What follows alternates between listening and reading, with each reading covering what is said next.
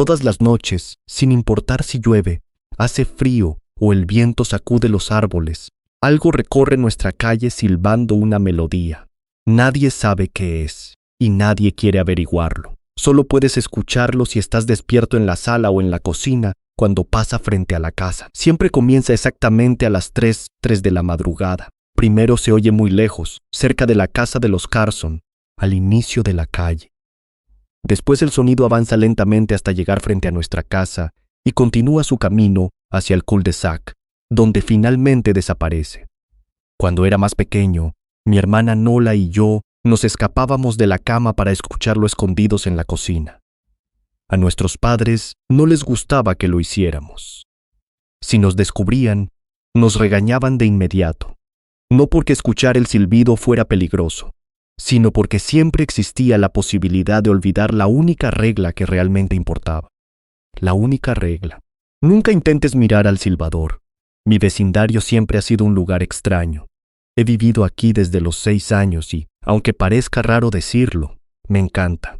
Las casas son pequeñas, los jardines siempre están impecables y casi todos los vecinos se conocen por su nombre. Durante el verano pasábamos las tardes corriendo de patio en patio, jugando hasta que anochecía. Era el lugar perfecto para crecer, o al menos eso parecía, porque aquí solo existen 2 cosas fuera de lo normal: el silbador y la suerte. El silbido nunca me dio demasiado miedo, ni siquiera podía escucharlo desde mi habitación. Pero cada vez que hacía preguntas, mi papá cambiaba por completo. Él normalmente es un hombre tranquilo. Habla poco, nunca pierde la paciencia y siempre parece tener todo bajo control. Llegó a Estados Unidos cuando era niño. Mis abuelos venían de unas islas del Caribe, aunque él casi nunca habla de esa época. Solo hay una situación en la que deja de parecer invencible.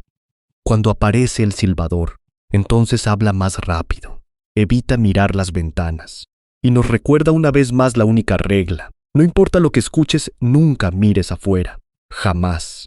Ni siquiera era fácil romper esa regla. Cada ventana de la casa estaba cubierta por gruesas persianas de lona que se bajaban todas las noches. En la parte inferior tenían un pequeño pestillo asegurado con un candado. Antes de irse a dormir, mi papá recorría toda la casa comprobando uno por uno. Solo cuando estaba seguro de que cada ventana había quedado sellada, guardaba la llave en su habitación, como si una simple cerradura pudiera mantener algo afuera. Mi mamá era diferente.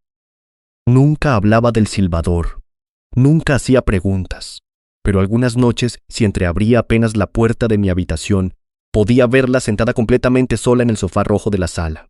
Sin televisión, sin luces, sin moverse, simplemente escuchando cómo aquella melodía pasaba lentamente frente a nuestra casa. Era una canción extrañamente alegre, y eso, por alguna razón, la hacía mucho más aterradora. Hay algo más que hace diferente a nuestro vecindario. Además del silbador, aquí la buena suerte parece contagiosa. No hablo de ganar la lotería o hacerse millonario de la noche a la mañana. Son cosas pequeñas. Al vecino le aprueban un ascenso cuando menos lo espera. Alguien encuentra un anillo perdido hace años mientras arregla su jardín. Una pareja que llevaba años intentando tener un hijo, de pronto lo consigue. Los jardines florecen más que en cualquier otro barrio. Casi nunca ocurren robos. Los accidentes son rarísimos. Mi mamá solía decir que vivir aquí era como recibir 1.000.000 de pequeñas bendiciones, y durante mucho tiempo yo le creí. La razón por la que mi familia nunca se marchó tiene nombre: mi hermana Nola. Cuando nació, apenas podía respirar. Sus pulmones eran tan débiles que pasó semanas conectada a máquinas en el hospital. Era tan pequeña que daba miedo tocarla. Los médicos hacían todo lo posible, pero nadie podía asegurar que sobreviviera.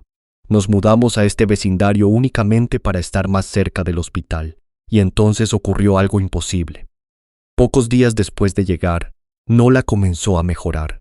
Los doctores hablaban de tratamientos, medicamentos y estadísticas, pero sus caras decían otra cosa. No podían explicarlo. Mis padres tampoco lo hicieron nunca. Simplemente aceptaron que aquella había sido otra de las pequeñas bendiciones que este lugar parecía conceder. Por eso seguimos viviendo aquí, porque, aunque existía el silbador, las bendiciones siempre parecían pesar más que el miedo. al menos hasta que alguien rompía la regla, porque ese era el precio. Mientras nadie intentara ver al silbador, nada ocurría, pero si alguien lo hacía, la suerte desaparecía, y todo empezaba a ir terriblemente mal. Eso fue exactamente lo primero que nos explicó el comité de bienvenida cuando llegamos. Sí, en nuestro barrio existe un comité de bienvenida.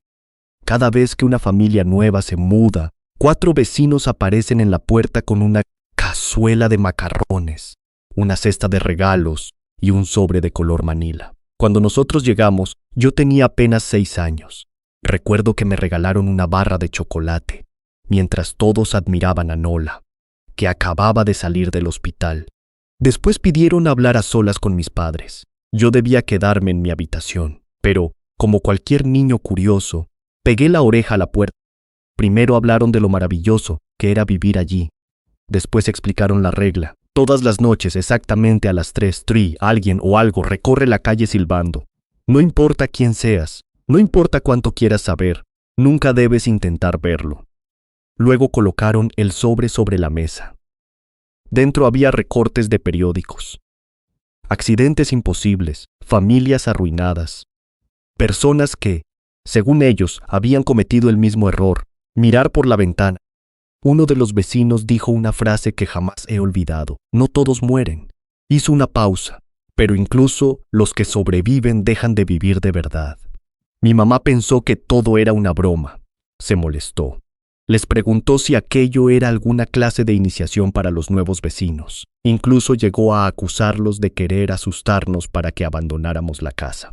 Mi papá, en cambio, no discutió ni un segundo. Escuchó hasta el final. Y cuando el comité se marchó, fue directamente a la ferretería. Aquella misma tarde instaló las gruesas persianas en todas las ventanas de la casa, una por una, sin decir una sola palabra.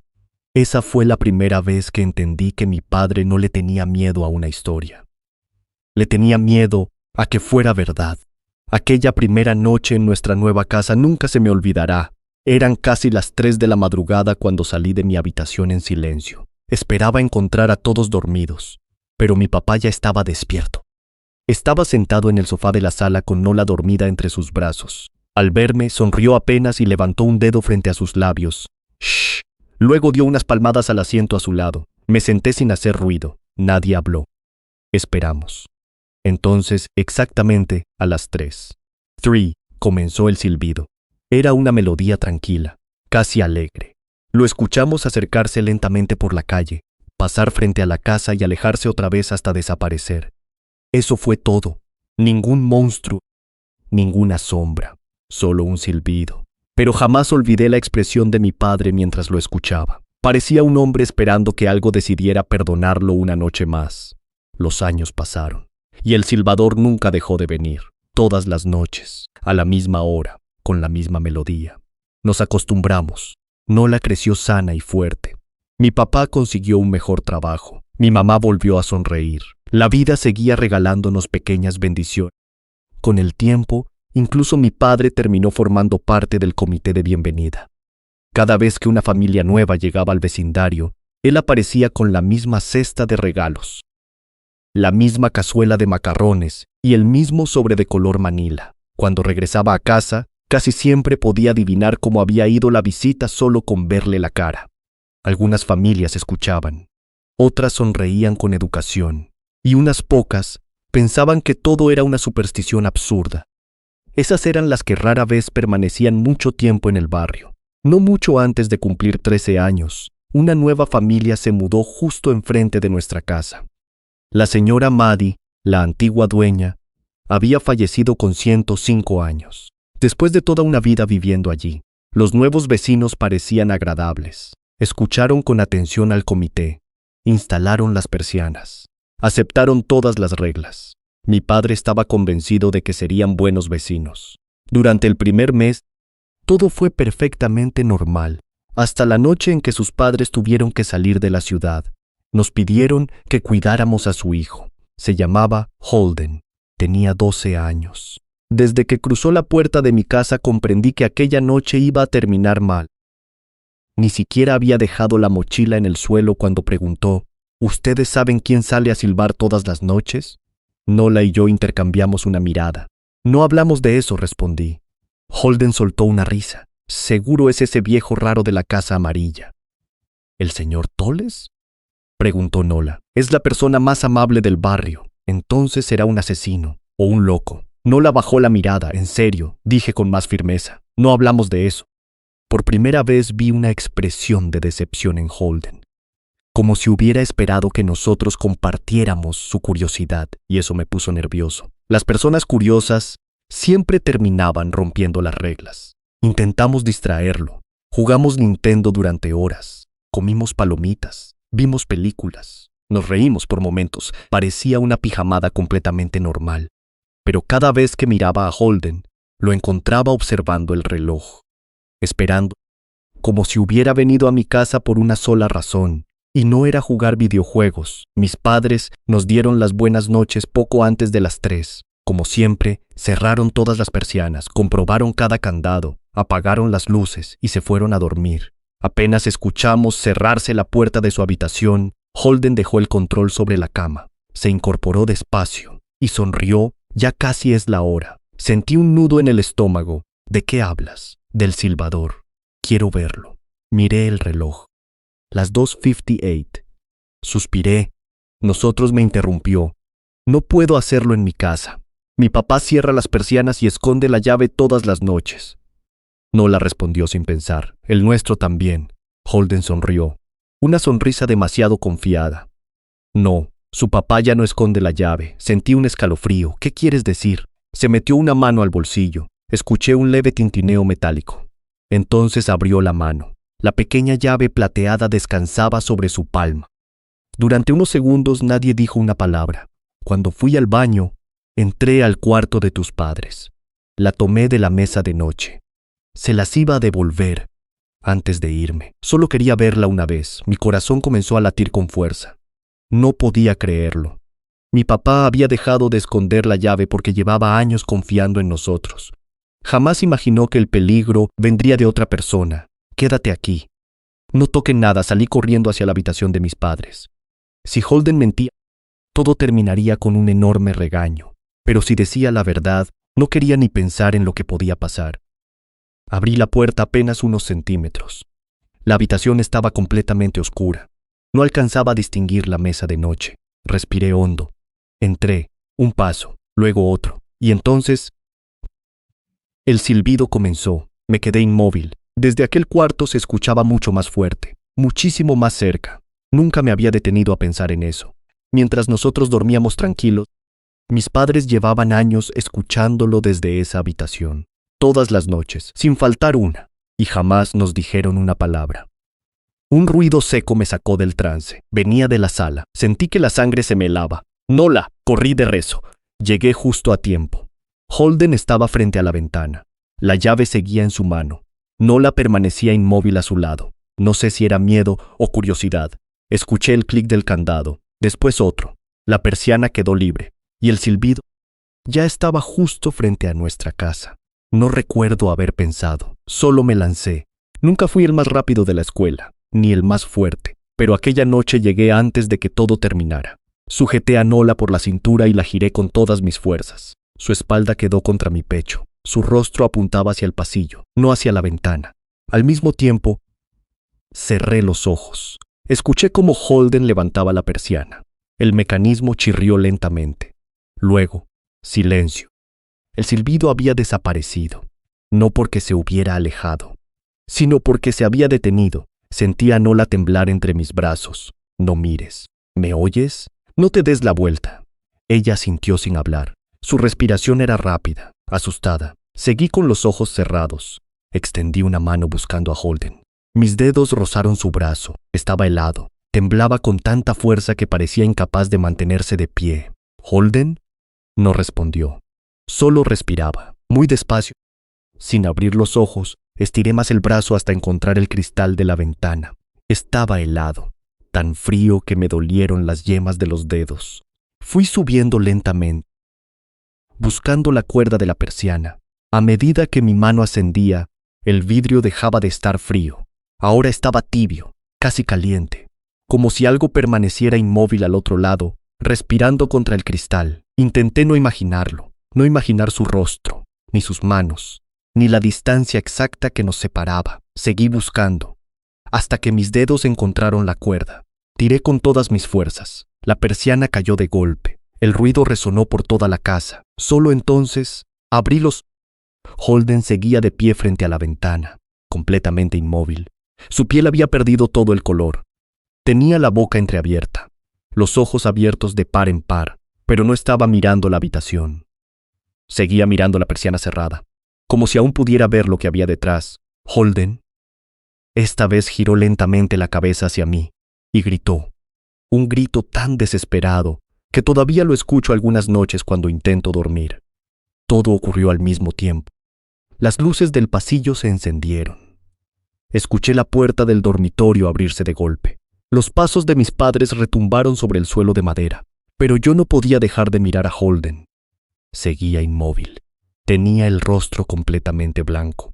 Un hilo de sangre bajaba desde su labio. Se lo había mordido con tanta fuerza que apenas parecía darse cuenta. Su pantalón estaba empapado, y sus ojos. Dios, nunca había visto unos ojos así. Era la mirada de alguien que había dejado de entender el mundo. ¿Qué pasó? La voz de mi padre sonó detrás de mí. Tragué saliva. Solo pude decir 2 palabras. Él miró. Mi padre no respondió. Cuando no respondió, escuché cómo soltaba el aire lentamente. Cuando me giré hacia él, vi que tenía más miedo que nosotros. No era el miedo de un hombre. Sus ojos recorrieron rápidamente la habitación. Después me preguntó casi en un susurro. «¿Solo Holden?» Asentí. Vi cómo cerraba los ojos durante un segundo, aliviado, y ese alivio le duró exactamente 3 segundos. Toc. Alguien llamó a la puerta principal. No fue un golpe fuerte, solo un toque, suave, educado, como si un vecino hubiera olvidado las llaves. Nadie respiró. Holden comenzó a temblar otra vez. Mi madre habló por primera vez. Su voz apenas era un susurro. «No abras». Mi padre ya tenía un bate de béisbol en las manos. Mi madre sostenía otro. No recordaba haberlos visto salir del dormitorio con ellos, pero allí estaban, esperando. Toc, toc, toc. Esta vez los golpes fueron más fuertes. La puerta vibró. Holden soltó un gemido. Mi hermana se abrazó a mí con tanta fuerza que apenas podía respirar. Después un silencio absoluto, tan profundo que podía escuchar mi propio corazón. Entonces, una voz. Policía. Sentí que mi madre se quedaba completamente rígida. La voz volvió a sonar. «Llamen a la policía». No era una voz desconocida. Era la voz de mi madre. Exactamente la voz de mi madre. Cada pausa, cada respiración, cada palabra. Como si alguien estuviera imitándola, sin entender realmente cómo habla un ser humano. «Policía, llamen». A la policía. Mi madre empezó a llorar, muy despacio, sin hacer ruido. «Por favor, no». Mi padre levantó un poco el bate. Sin apartar la vista de la puerta, dijo, «Aunque llamáramos, ¿cómo sabríamos que quienes vienen son realmente policías?» Nadie respondió, porque todos habíamos pensado exactamente lo mismo. Entonces comenzaron los golpes. No eran llamadas. No eran puñetazos, eran impactos, brutales, como si alguien estuviera intentando arrancar la puerta de sus bisagras. ¡Boom! Toda la casa tembló. Luego, los golpes desaparecieron y comenzaron en la puerta trasera.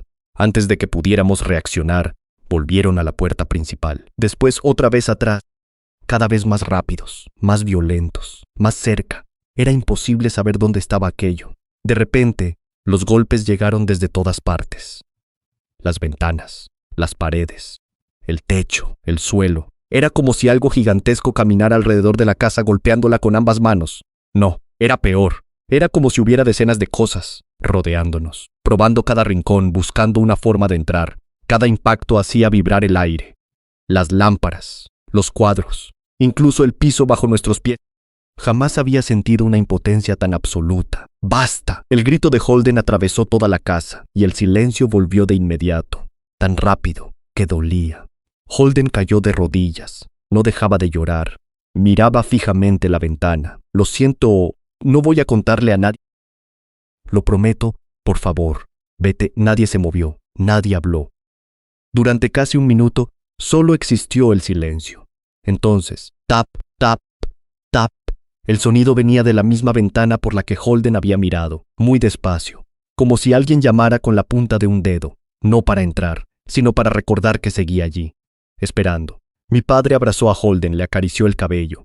Intentó calmarlo, pero hubo algo que nunca hizo. Nunca le dijo que todo estaría bien, porque ambos sabían que probablemente no sería así.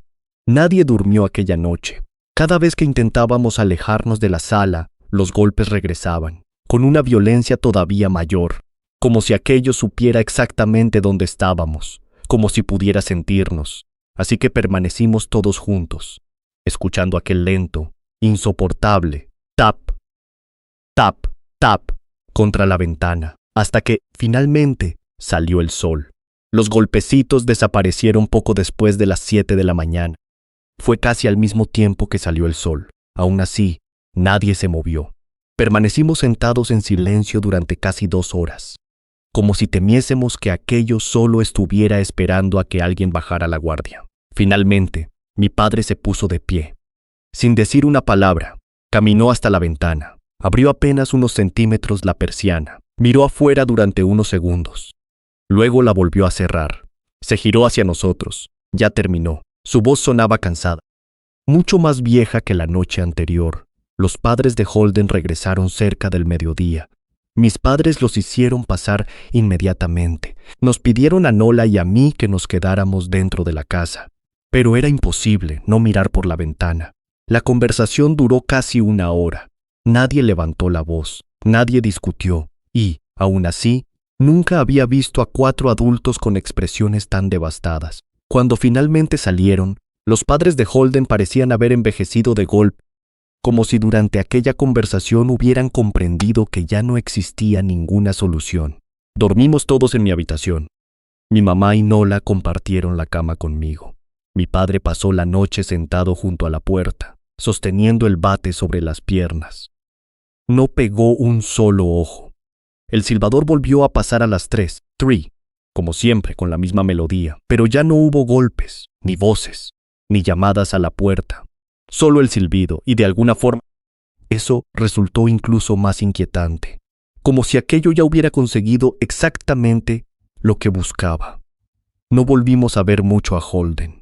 Las cortinas de su casa permanecieron cerradas. Nadie salía al jardín, nadie recibía visitas, la vivienda parecía vacía, hasta el jueves. Aquella tarde apareció un camión de mudanzas. Nola y yo observamos desde nuestra ventana cómo cargaban cajas durante horas. Vi salir primero a la mamá de Holden, después a su papá. Los dos caminaban despacio, con la espalda encorvada, con el rostro completamente apagado. Y entonces apareció Holden. Me costó reconocerlo. En apenas unos días había perdido toda la expresión que tenía. Llegó a nuestra casa. Ya no quedaba curiosidad, ni rebeldía, ni siquiera miedo. Solo una mirada vacía, como si hubiera dejado una parte de sí mismo frente a aquella ventana. Los 3 subieron al automóvil. Ninguno miró hacia nuestra casa. Ninguno se despidió. Simplemente se marcharon. Y jamás volvimos a saber de ellos. Aquella fue la primera vez que comprendí realmente lo que el comité de bienvenida quiso decir años atrás. No todos los que miran al silbador mueren. Algunos siguen respirando. Siguen caminando, siguen despertando cada mañana, pero la vida simplemente deja de ocurrirles, como si algo les hubiera robado la capacidad de sentir esperanza. 1.000.000 de pequeñas tragedias. A veces miro a Nola mientras juega en el jardín. La veo reír, correr, discutir con sus amigas por tonterías, y pienso en aquella noche. Si hubiera tardado un segundo más, ¿habría sido capaz de mirar también? ¿Habría compartido su condena para que no estuviera sola? Nunca encontraré la respuesta. Y espero no tener que hacerlo jamás. Seguimos viviendo en esta casa. Seguimos escuchando el silbador todas las noches. Las bendiciones continúan llegando. La vida sigue siendo extrañamente buena en este vecindario. Demasiado buena para abandonarla. Mi padre continúa formando parte del comité de bienvenida. Todavía lleva la cesta de regalos. Todavía entrega el sobre de color manila, y todavía insiste en que todas las familias instalen persianas con cerradura. Ahora vuelve a esconder la llave, en un lugar que ninguno de nosotros conoce, no porque desconfíe de nosotros, sino porque aprendió que la curiosidad siempre encuentra a alguien nuevo, Con los años entendí que el verdadero peligro nunca fue el silbador. El verdadero peligro es creer que las reglas existen para otras personas, que tú serás la excepción, que podrás mirar y salir ileso. Todos piensan eso, hasta que les toca escuchar el silbido por primera vez. Y esta noche, dentro de unas horas, a las 3, volverá a pasar frente a mi casa, con la misma melodía, el mismo paso tranquilo y la misma paciencia, porque sabe algo que nosotros también terminamos aprendiendo. Tarde o temprano, siempre aparece alguien que decide mirar,